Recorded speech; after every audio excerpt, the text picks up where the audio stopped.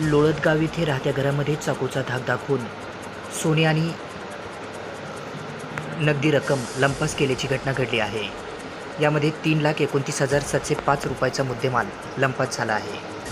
सदर घटना दिनांक 29/7/2024 रोजी दुपारी 1:30 वाजण्याच्या दरम्यान घडली असून दिनांक 29/7/2024 रोजी दुपारी 2:03 बीड ग्रामीण पोलीस ठाण्यामध्ये गुन्हा दाखल करण्यात आला आहे.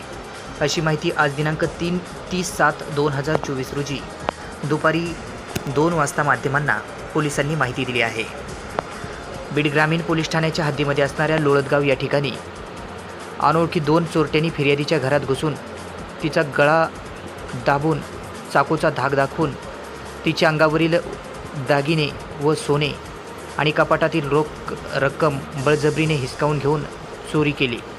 यामध्ये 3 ग्रॅम वजनी सोन्याचे गंठण तसेच काही नगदी रक्कम असा एकूण सर्व मिळून 3,29,705 रुपयाचा मुद्देमाल चोरट्यांनी लंपास केला.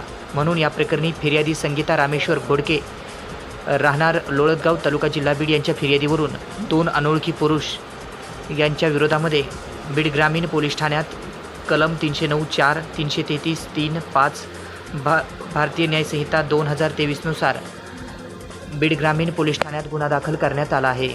याचा पुढील तपास पोलीस उपनिरीक्षक शिंगणे हे करत आहेत.